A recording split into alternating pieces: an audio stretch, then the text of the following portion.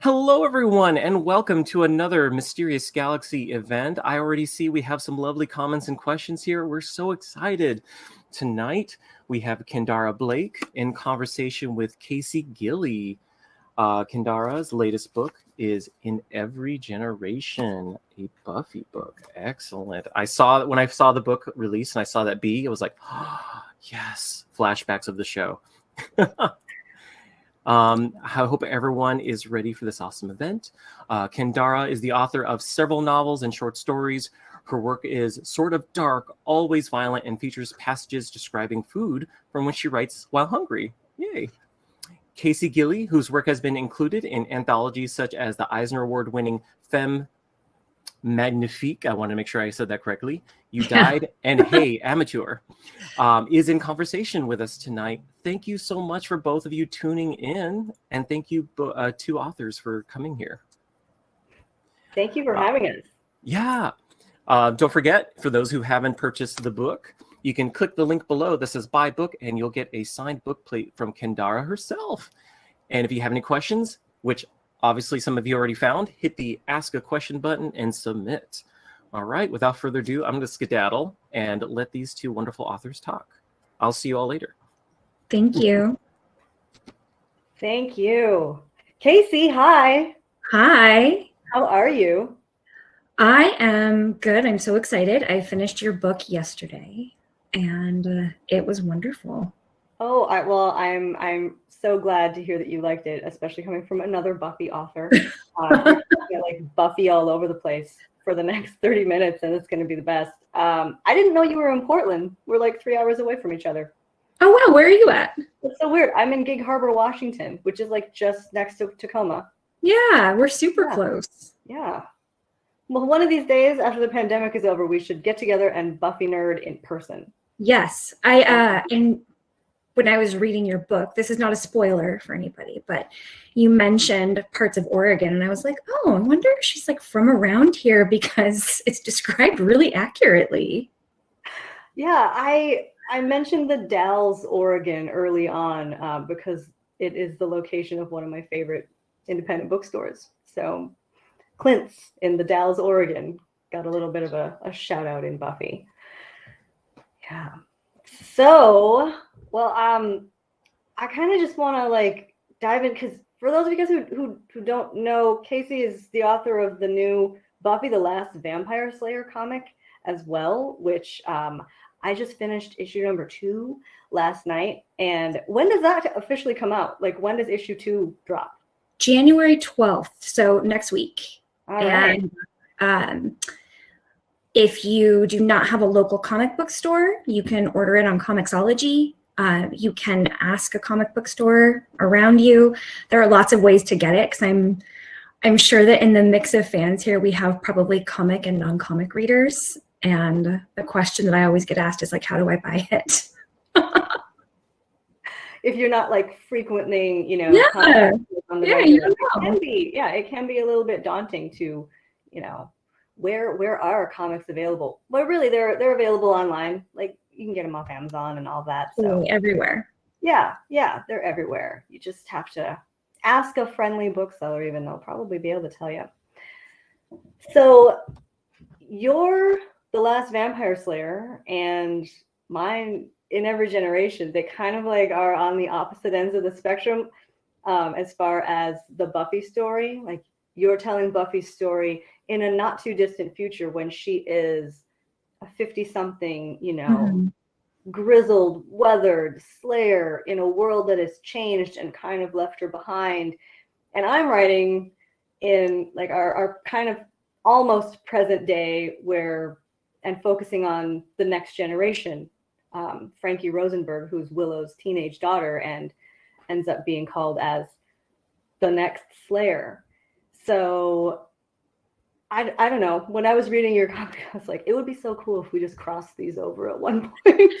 Well, what's interesting is we are both writing about Willow's daughter. And I think that even though our books are in very different times, something that I felt really strongly connected them was this theme of legacy.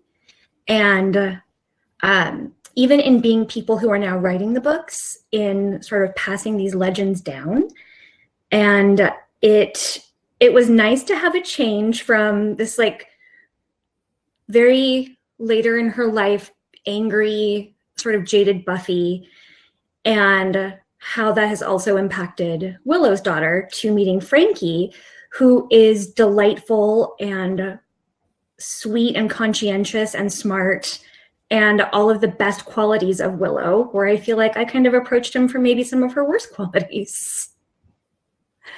It was strange getting to know Frankie. When I was approached with the pitch by Disney Hyperion, they said, okay, that's her name. She's Willow's daughter. She's a witch. She's going to be the first witch slayer. This is like her crew that's going to come in.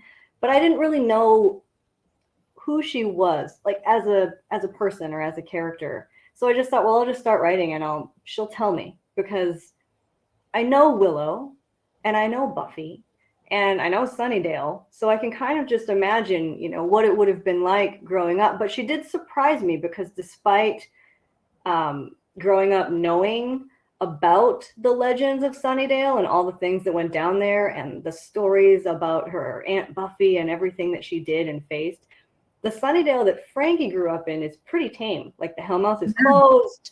It's just a nice place. It's all revitalized, and yeah, it's in prime California real estate. And they have really good sounding school lunches. Yeah. Oh my gosh, they have the best school lunches in New Sunnydale. And she was, so even though she knew about demons, she never really had much firsthand experience with them. She's kind of sheltered. Like Willow has kept her away from magic for the most part, except for her eco-witching, which is magic for the good of the planet. And that's what she wants to do. But besides that, she has had no fighting experience and no training. So when she gets the call to be a slayer, it's like a slap in the face, So yeah, that was weird for her. What was the first thing Frankie told you about herself when you were writing? The first thing Frankie told me about herself was that, one, she was a big mix of Buffy and Willow, but also, well, no, she didn't tell me this until later, but she's got a little Sailor Moon in her as well. Her fighting style is very Sailor Moon. She told me that she lived in Buffy's shadow without ever living in it before. Like the minute she found out that she was a slayer, her first reaction was, can't be. Buffy is the slayer, and I cannot be that. So like, okay, that's the big thing that she has to get over, is when she's stepping into her destiny, she has to climb out from underneath Buffy's shadow, because if any slayer casts a shadow, Buffy casts the longest one. Absolutely. Yeah. So something I was thinking about when I was reading your book, I'm a huge fan of your work. If those of you in the chat have not read Kendare's other books, they're amazing. Like every single one is one of my favorite books.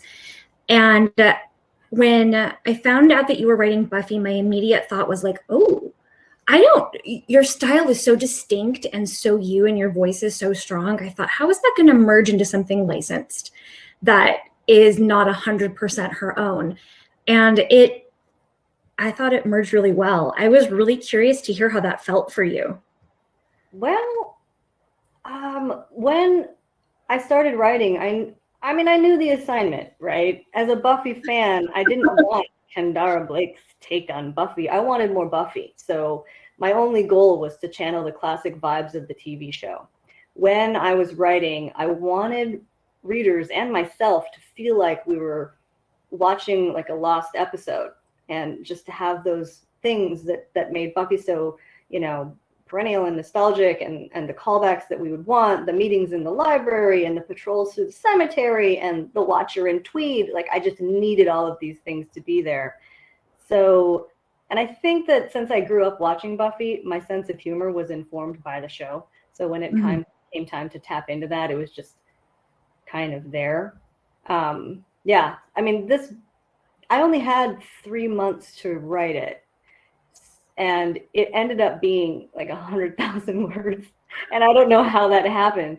Normally my books take about 9 months to draft, and that's like, if it's like a 70 to 80,000 words. So you know, being back in Sunnydale was just so much fun that every day on my computer was just like, yay, just wee. That was just me sitting at my computer every day, just wee. Something else we have in common, we were both on very tight deadlines for this. Mine was similarly fast turnaround. I had a weekend to get my pitch together.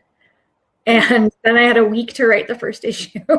Okay, well, now I feel, now I No, feel you dumb. words. I wrote 22 pages. Oh my gosh. What can you tell me a little bit about how you were brought into the Buffyverse? Sure. Into the Buffyverse as a fan or as a writer? Let's go both. Why not? Yeah. I am 41, so I grew up with Buffy. Like, I remember being a teenager when the first episode aired. I watched it live.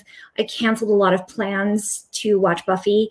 And it was a show that was very important to me as a super creepy, gothy teenager. And it actually was a show that was important to me later in life. It was a comfort rewatch for some really hard times in my life.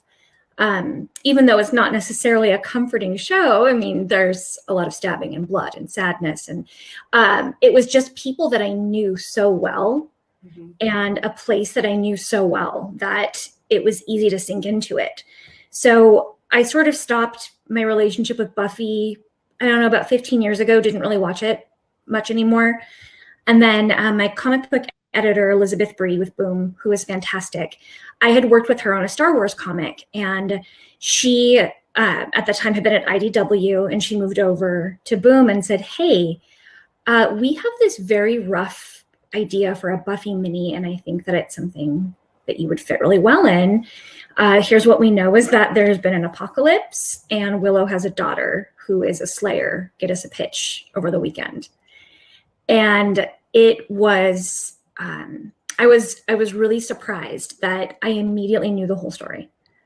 Like, it just came to me sort of all at once that I didn't realize it had just sort of been in my head. Yeah, it was. And I was nervous about, and this is something I want to ask you about too. I was nervous about, can I get into the characters' voices? Like, can I still be fluent in Buffy? And the answer was like, yes. Like, it truly was. I felt like speaking another language. Where as soon as I started writing, I was like, oh, I remember all of this. But I wanted to see for you, like, was there a character's voice that you meshed with right away? Was there one that pushed back on you a little bit? I agree with you. I think that Buffy, the Buffy universe, has such a strong voice of its own that it just grabs you and it just pulls you along. Like, even if, you know, our natural voices are not the voices of the Buffyverse, but every Buffy fan, I think, can speak in Buffyverse. It is a talent that we have. We just don't know. It's like a latent ability just waiting. Like you mentioned with your story that was just like there, waiting to be told. As far as the characters that gave me any, like, nobody gave me any trouble. Even as I wondered, like, what would Willow be up to right now? She's got a teenage daughter, I know that, but what else is she doing? What is Oz doing? He's now raising his slightly older teenaged nephew / cousin after the cousin's family had to go off to Weretopia after the older brother bit someone. It was a whole fiasco. And I want to know so much more about them, by the way. I have a whole werewolf thing worked out for like the next couple books because I love the Buffy werewolf mythos. And Spike, writing Spike is just the most fun a person can have in front of a computer screen. His personality is so strong and he's so versatile. He can be badass, he can be ridiculous, he can be juvenile, he can be wise, and he's all of this just wrapped in. I think that's what was so great. Like, one of the things was so great about the Buffyverse is that all of the characters, including Buffy herself, were so versatile. They contained multitudes. I mean, Sarah Michelle Gellar, Allison Hannigan, all of those actors had to do so much and convey so many different things, sometimes in the space of a scene. And it was nimble. They just moved from like serious stabbing to lighthearted, you know, like rubber chicken kind of humor. And it didn't miss a beat. It's fantastic. Yeah, it's I feel like the the versatility leaves a lot of room for storytelling. And there's some stuff that I feel like it's easy to say, like, oh, that would not happen. Or there are boundaries that I think feel very natural in that world of like, oh, they're probably not going to do this. Like, you're probably never going to see any of these characters besides Willow super successful in a 9-to-5 job. You're probably not going to see certain things happen. But I've written quite a few licensed comics, and I've worked on My Little Pony and Star Wars, and the boundaries in Buffy feel so wide. And I loved that. I'm not sure how much to spoil, but the role that Spike takes in your book, I like the resistance. And I was curious about if that was something that you knew immediately, or did you need to find a spot for him, or did you always just know that this is right where he was going to be? Okay, so I don't think it's much of a spoiler to say that Spike is a watcher, and he eventually becomes Frankie's watcher. So that was part of the pitch they gave me. Like, Spike was Vi Larson's watcher, who is one of the missing Slayers, and he goes, to find out, and they all get together. But what I did when I first heard that Spike was going to be a watcher, all I thought was, well, I'm going to put him in tweed, and he's going to hate it, and it's going to be hilarious, and I'm going to keep him in tweed like the whole time, and he's just going to squirm and ache for his buster.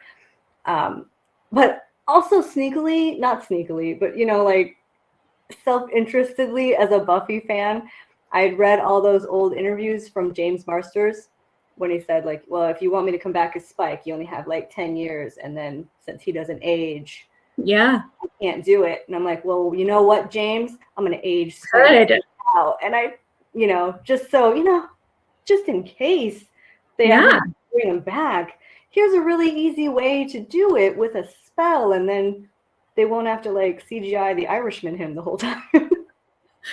I also took a very strong approach to Spike's wardrobe. That was something on the show. Listen, I love Buffy, but they did those characters so dirty in the wardrobe department. And that was one of the first things that Joe Jarrow, the artist that I work with, he and I talked about was like, oh, we need to change all of this. Like, Spike is not going to be in these crazy baggy pants and this like ill-fitting duster. And Buffy will have her low ponytail, but she won't look quite so much like a founding father in it. And Tara, you didn't like Spike's like grayish acid wash jeans that he sometimes had? They were just, what I love about comics is that I get to write in so many different dimensions. I get to tell one story with words, one story with pictures, with the complete like heavy lifting of an artist.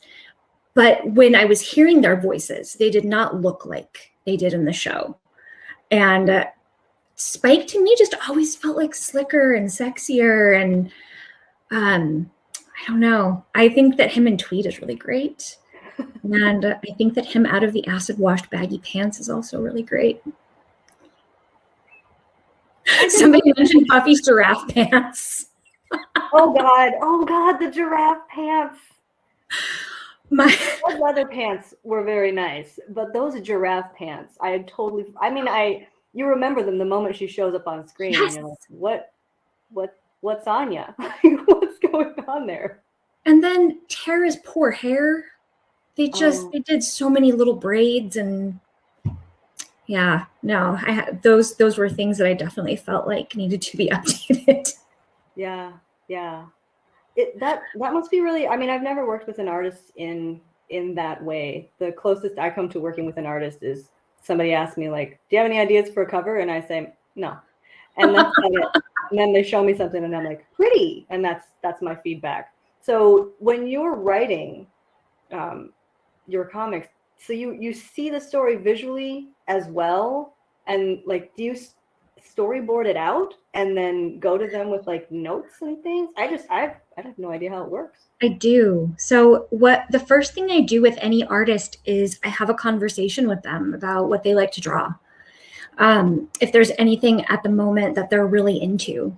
An artist I worked with recently was super into drawing monsters, like kaiju style monsters. And I was like, yeah, let's work that in. Nice. In comics, my whole point of view is that the happier and more inspired my artist is, the better the book looks. I could write a kick-ass book, but if it doesn't look great, no one's going to be interested in reading it. And my artist is doing, frankly, I think the harder job, like the more physically taxing job. And I want to give them so much to work with. I treat my scripts a lot like a letter. Like I'm just writing to Joe when I'm writing Buffy. And my editors, obviously, but I work to make them laugh. And I also want to give them a lot of freedom. So I might lay out a page and say, you know, Joe, I see this as like a splash page where we need to see Buffy move through a cemetery. And all I care about is that she starts and ends at these points. And whatever happens in the middle, like whatever you're inspired to draw, go for it. But we need to see X, Y, and Z. And there's some pages where I'm a little bit more prescriptive. I'm like, hey, you know, whatever layout you think looks best. There have been a couple of pages where I am not an artist, but I think that anybody who is an aspiring comic book writer, even if you can't draw, it's super important for you to try and thumbnail out your own story. Just try it on a piece of scratch paper just to see, like, am I putting too much in a panel? Are the words so much that they're going to block the art? Like how to balance these things. So it really is a little bit of everything when you're doing it.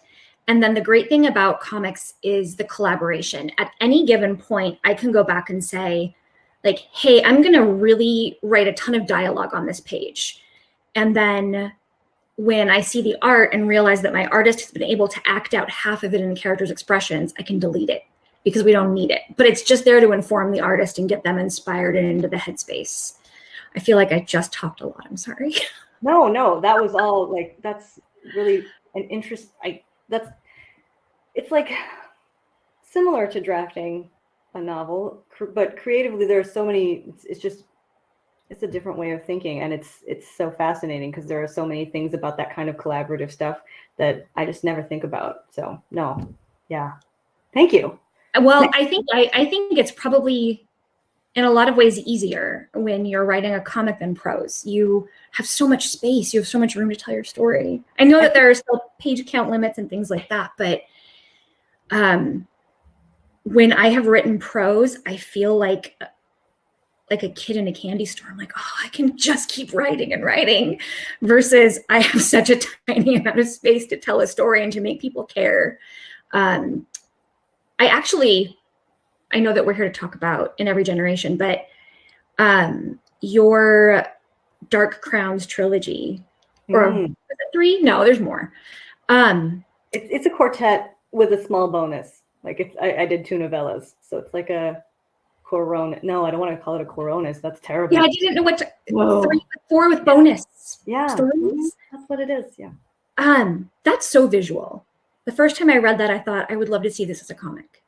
Is that something you've ever been interested in doing, or that you feel like? Oh yeah, I mean, that's why I love fan art. Is I love seeing people's interpretations and how, like, sometimes people's headcanon is so the same as mine, and that's when I feel like I've actually done your job, because I have conveyed the character exactly as I wished to this other person with a whole different head than mine, and that it feels like we're joined magically for a minute there when I'm looking at their art.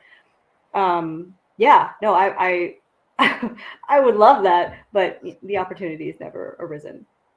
Well, I think you would be great at it, and you're right. It is a very powerful feeling to put your thoughts in someone's head. That's when I see pages come back, I'm like, oh, this is exactly how I pictured it. And it's so nice, that kind of give and take relationship, that it sometimes there's, misalignments, but the fan art of the Queens was like, people did such a good job with it.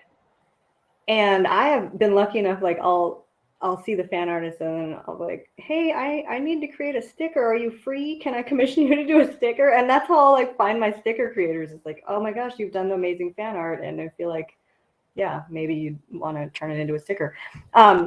So you mentioned you have written for Star Wars, for My Little Pony. So you're not a stranger to writing for fandoms. No. So, but I don't I don't write for fandoms. I cannot think of it that way, because you're going to miss somebody. Oh yeah. You know? Yep. There's, especially with properties that are as beloved as My Little Pony and Star Wars and Buffy. We've been with Buffy for so long, and we each have our own Buffyverse. Like, we each have our own Sunnydale that exists for us in our head. So yeah, you know you're going to miss somebody, but you just try to do your best, and you try to, you know, be as true to the characters in the world as you can. But I mean, do you have any like weird stories of fandom? Like, Oh yeah. Oh yeah. Like any that are like appropriate to share, or, you know, not too scary? I know sometimes it can get really scary in fandom. So something that I love about Star Wars is that it's such a detailed universe. I'm not a huge Star Wars fan. That was not like really my jam. And when I was asked to write the Star Wars story, they said, it needs to be General Tarkin for kids. I was like, oh, okay. Kids love political intrigue. That's going to be awesome. And I went on this month-long journey of researching. And the thing about Star Wars is that every single second of their character's time is accounted for. It's very hard to find a break where you're like, oh, I was talking to somebody earlier today when I was like, I literally found about like 45 minutes of his time in the time frame that they gave me that I could write in where it was unaccounted for. So the thing I appreciate about it is how detailed, how organized the fandom is. Stuff like Wikipedia, stuff like the Buffy wiki, that is all fan-generated content. And it is so precise and so good and such a great resource if you're in positions like we are, writing about it. But I will tell you that the cost of those sites is a lot of people who are super excited to correct you on Twitter in your inbox, like 450 times in a single night. Oh God. Oh, wow. No, yeah. So, I am impressed by the Star Wars fandom in particular, like them and the Lord of the Rings fandoms. Like they impress me with their encyclopedic knowledge. Like I think maybe in most fandoms there's like a fan scale of like between 1 and 10. And in the Star Wars fandom, there's a fan scale of like between 1 and 5 million. That's like so somebody true. who could actually build an X-Wing, and then like somebody like me who just likes the movies. So like we're just on the opposite ends. Yeah, that's intimidating. But the good news is it's fiction.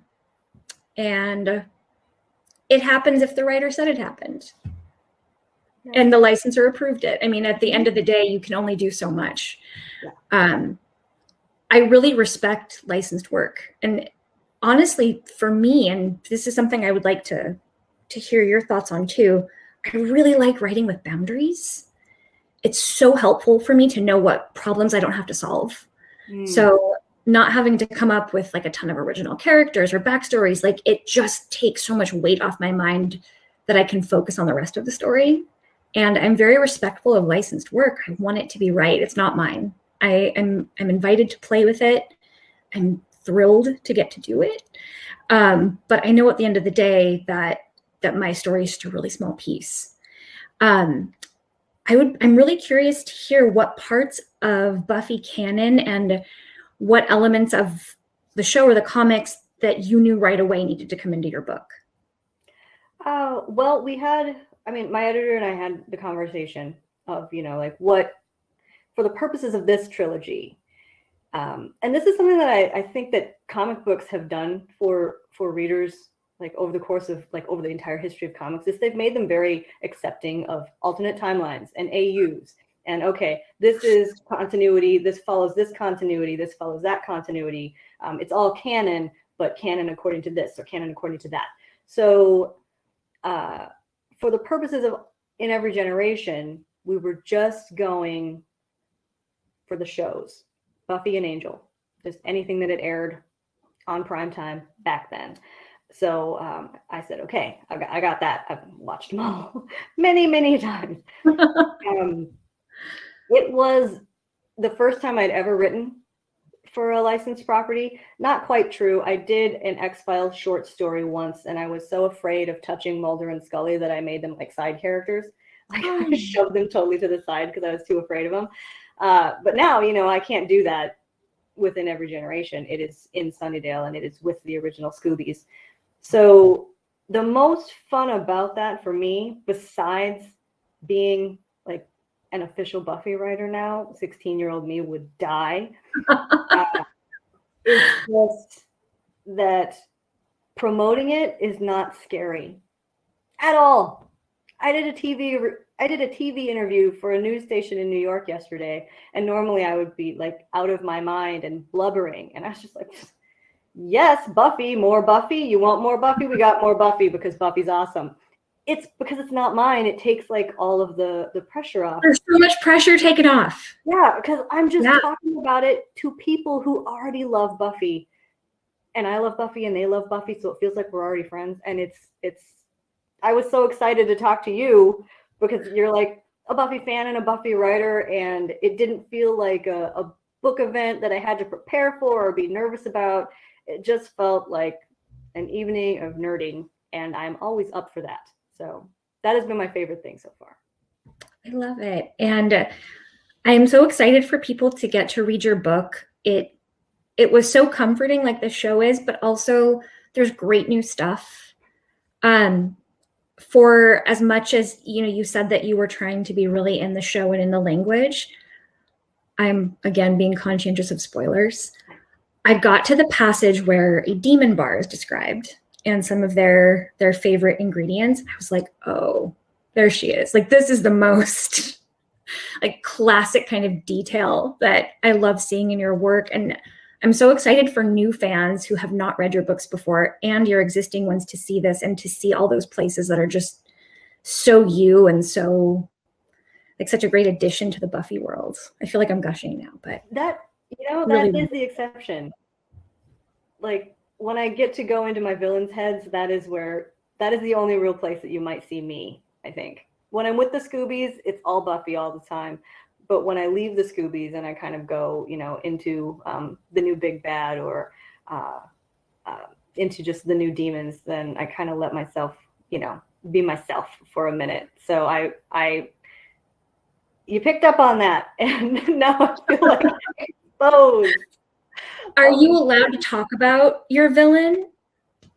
Yeah. She just came out of the blue. I wasn't quite sure. You know, I knew I needed, when I wrote the book, I wanted it to function like an episode, like kind of like a mini season of the show. I wanted monsters of the week. I wanted like little arcs, and then I wanted the over season arc of this new big bad that Frankie has to face. And she just popped up, and I was like, yeah, she kind of reminds me of a mix between the Master and Glory. Like there's definitely that vibe. Yeah, she's got like that zany Master vibe, but at the same time, she's, you know, like she's a very powerful female figure. Yeah, and she showed up, and I just kind of went with her. It wasn't something, I didn't have the time to second guess. I'm just like, here you are. You're the Countess, and we're gonna go with it. You're a really old vampire, and you're gonna cause some trouble, and that is fine. And then everything else just kind of like came out of that. And I think that she has a very different approach to how she thinks of the Slayers than any other Buffy villain we've seen. Yeah, she kind of does. She kind of does. And, you know, I think it's because she's never really met one before. But yeah. I like that alienness to her. Like, yeah, they're sort of beneath her. Like she's on a different level than all of them. And I really appreciated the sympathy for the Slayers, or at least the awareness of. Yeah, like these poor put-upon girls that are having to fight the man's fight and get no credit and then just die. So I'm not going to bother them because they have enough to deal with, and they could never deal with me. That's the Countess in a nutshell. I love her. I do too. I think that in terms of Buffy villains, there's a lot of directions to take, and it felt just really fresh. And it didn't feel out of character for the show, but it also felt like, oh, this would have been a really natural progression to have somebody who is so removed from Sunnydale and so removed from life as a human or a vampire or a slayer that they their stakes are totally different, and maybe they don't even see the Slayers as a threat or competition or anything. Their goals are very foreign to anybody reading. When you started writing The Last Vampire Slayer, Buffy the Last Vampire Slayer, and you had to tackle Buffy in her 50s, was there, like, what was that like? I mean, what was that shift like? Because Awesome. we see her and she's like eternally, you know, 16 to 21, but the minute I started reading it, I was like, well, that's Buffy. That's old Buffy. And it was uncanny how, you know, you just pick up right where she would be. I mean, she's such a well-defined character. It's easy to imagine her getting to this age. It was honestly the easiest thing I've ever written. I turned 41 this year, and I had a baby 4 years ago. And something that happened when I got into my late 30s and had a baby was all of a sudden I became very invisible. And I noticed that I wasn't getting catcalled, and I wasn't getting really noticed in positive and negative ways. It was very odd. And in my sort of post-baby brain, I remember this day very clearly where I accidentally shoplifted a box of diapers from a store. And some of that is definitely white privilege, but some of it was also people just don't look at older women or people they perceive to be past their prime the same way that they do young women. And I thought, what would it be like for Buffy to reach that point? Because she has been somebody that you can't not look at her whole life. And I don't think that she ever, even in the show, she never struck me as somebody who wanted that. That was not something that motivated her or fueled her. Especially the older she got, she very much wanted some anonymity. And I thought, what would it be like for the world to think that the most powerful person in it is past their prime? Even though she's probably the most powerful and physically agile she's ever been. And what would it be like to neuter her and say, not only don't we really care about you as a woman because you have passed this arbitrary expiration date, but we also don't need you as a slayer because in this world, vampires are now citizens with full rights and protection. And you're actually the enemy, and ew, how dare you have ever attacked these people? And it honestly just felt like a very natural state that I think a lot of women can relate to. That was such an interesting question to be posed by this miniseries. Seriously, you guys, you need to read The Last Vampire Slayer. It's so good. Like, you will not regret it. You will devour it. I can't wait I mean, I got a sneak peek at issue number 2, and now I'm just going to be, you know, waiting. But you're totally spot on with Buffy's character. Even in her civilian life, looking like she did, a very pretty person, she was also awkward and, you know, not the prom queen. She was the prom queen before she was a Slayer, but once she became the Slayer, that kind of took all that away, and she, you know, almost, you know, it was effacing. Like she didn't want that unless Cordelia pissed her off. Like she wanted no part of it. And it kind of made things harder for her in a lot of ways, that it made people underestimate her. Speaking of Slayers and appearances and all of the practical things that go into it, something that we both did that I really appreciate was addressing Slayer metabolisms.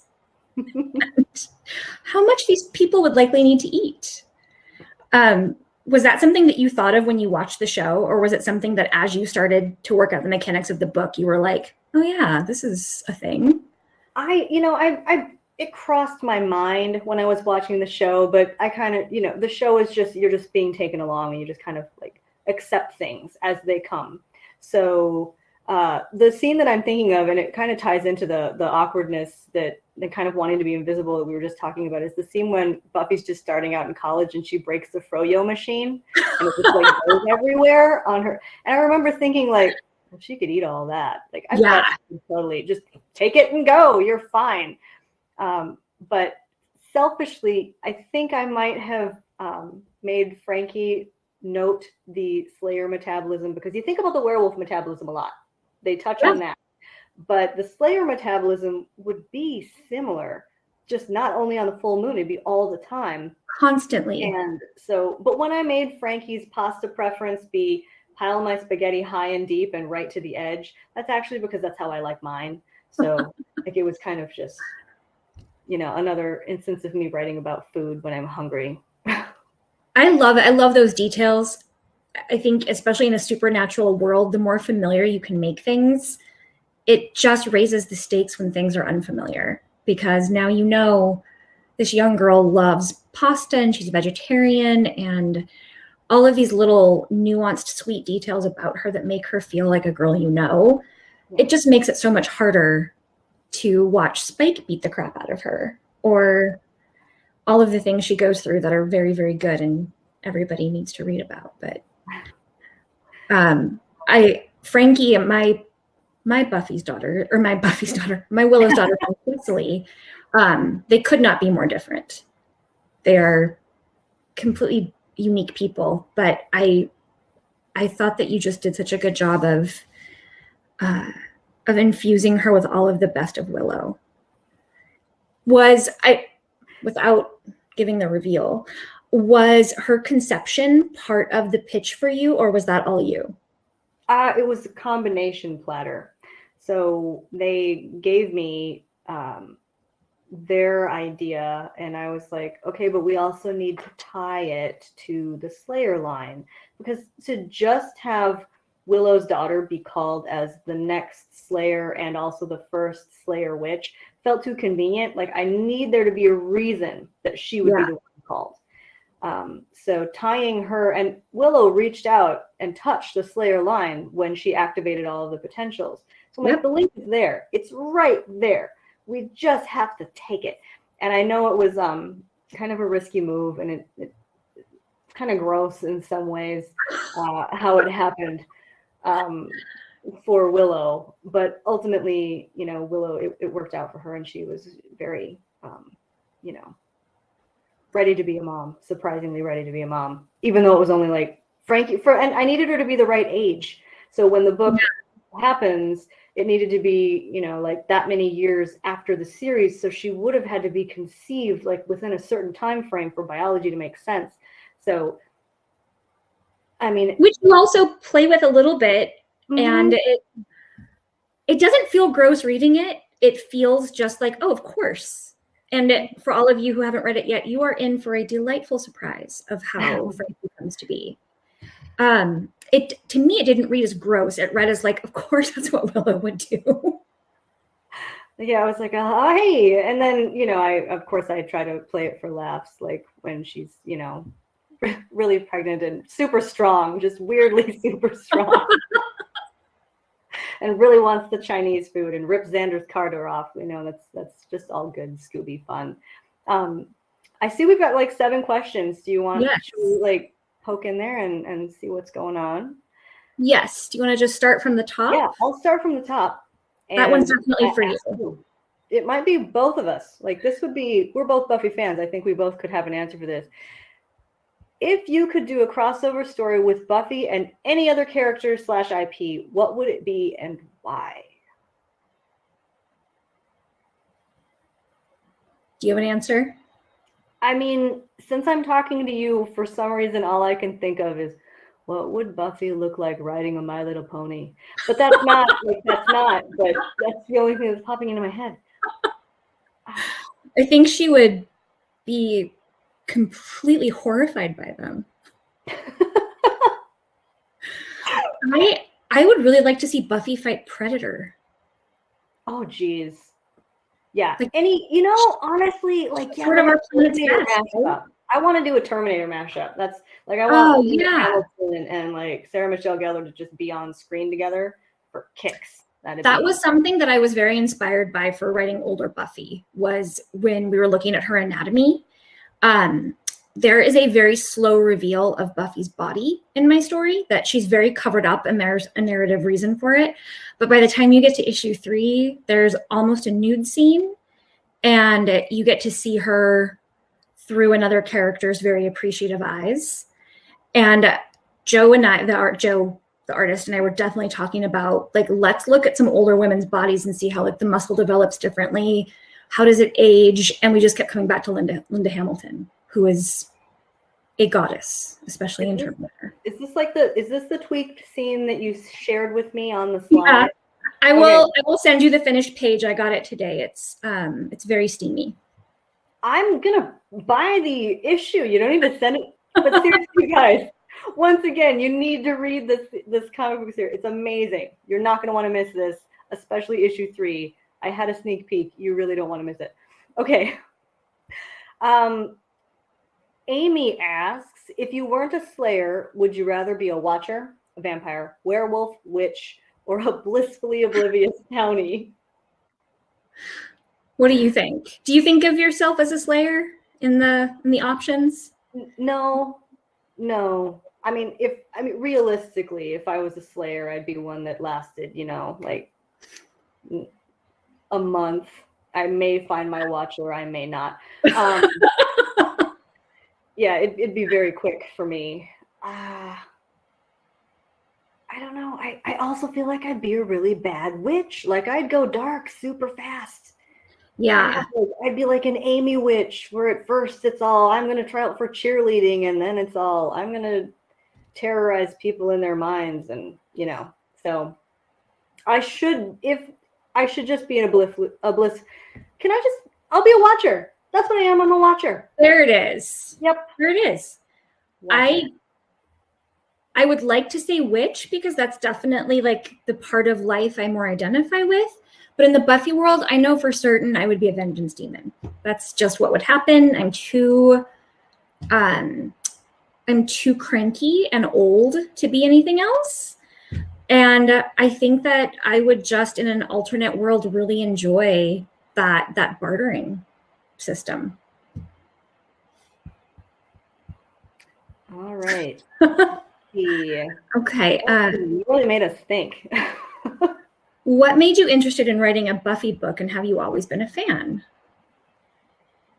I've always been a fan. Actually, okay, no, I didn't watch like the premiere like you did.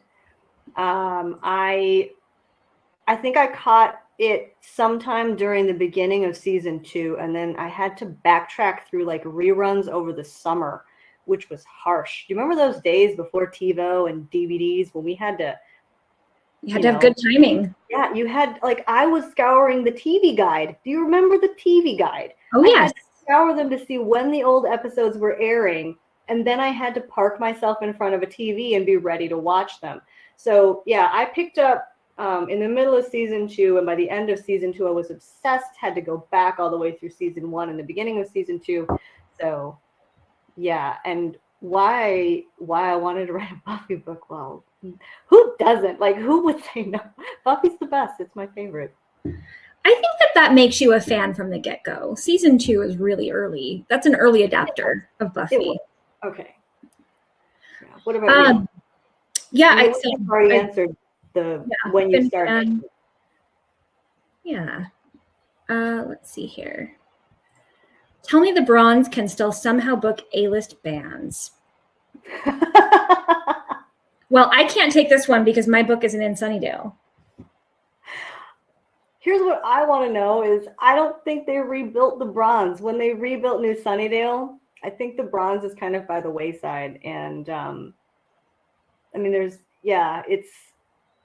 like, I don't know. I don't know what is where but if the Bronze did exist, of course they could still book A-list bands. Like, who would they get though right now? Well, I guess it depends on if the Hellmouth is leaking or not. Yeah. I'm sure that would definitely influence who would want to come and tour. Yeah. Like, we maybe get Biebs. Get the Biebs. He seems kind of pressed at the moment. We could get him if the Hellmouth's leaking. Yeah, probably. Okay. Would you rather live in Sunnyvale during Hush or Once More with Feeling?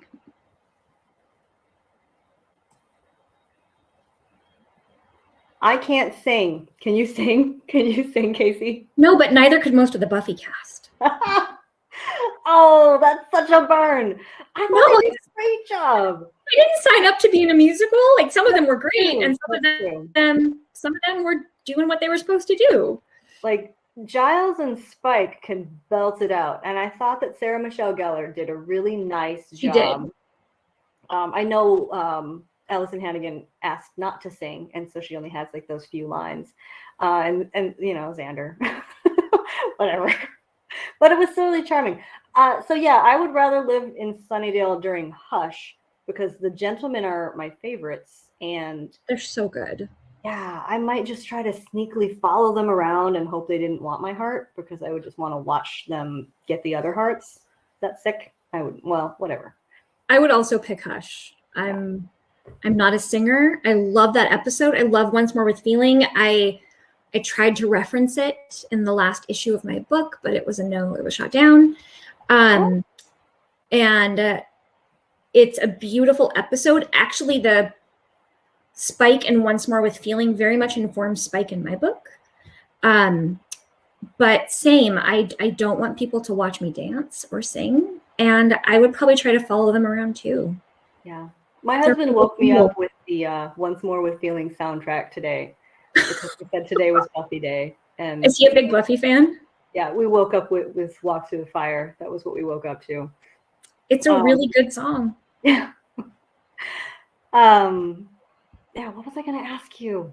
Dang it. Okay, let's just go back to questions and I'll think of it. No. Oh, it was, they shot down your Once More with Feeling reference? No. They did. So in the licensing, this is a little bit boring. I'm sorry, y'all. Licensing in comics is a little bit weird because you are technically using the likenesses of existing actors. Even though I am not writing Sarah Michelle Gellar in a comic book, I am writing the character she played. There is a lot of reluctance to use direct quotes or anything from the show that really ties too strongly back to living people. It has to go through a different level of approvals. Like, weirdly, also, I wrote a Stranger Things tarot deck, and there were only certain characters that consented to have their likenesses used in printed media. So it definitely informs when you're using a visual medium. I wanted Spike to use the line, "If my heart could beat, it would break my chest." I put it in the script, and it's a lot of emotions. And they were like, you can't do the direct quotes from it because of the likeness issues. Wait, is your Stranger Things tarot deck out? Like, can I get that somewhere? It comes out, I want to say next summer. Oh, next summer. That's such a yeah, I think next summer. I went on a bender and wrote 4 tarot decks in the fall. Okay. Well, you know, off screen, I'm going to have to ask you all about that. Let's go. That's really interesting to me. Let's see. Do you have a favorite monster of the week from the series? And we already talked about the guys from Hush. Maybe something other than the guys from Hush. Oh my gosh. The old lady in, why can't I remember the name of her burger restaurant? The Double Meat Palace? Yes. Double Meat Palace lady? Double Meat Palace Demon is amazing. The creepy kids from Gingerbread. Oh yeah. Are good. We're not even kids at all. That was very creepy. That one was very creepy. And then like classic, like I love the Inca Mummy Girl, even though it's not the most sensitive episode. That actress just like burned into my brain. She's so good. It wasn't the most sensitive, but I mean, as far as mummies go, I think they portrayed her well. Yeah, she was great. What about you? Who stands out for you? I like the Giles demon in A New Man. Yeah. I just used him in the second book. I hope it sticks.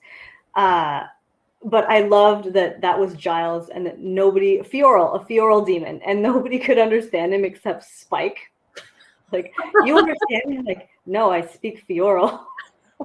And they were so cute together that entire episode.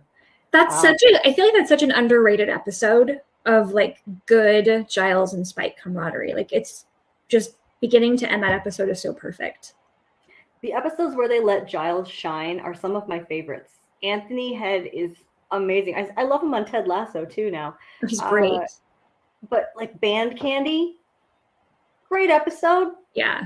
I love it when he's chasing Ethan Rain and he's so out of breath and Buffy's like next to him like, dang, you're old. It's fantastic.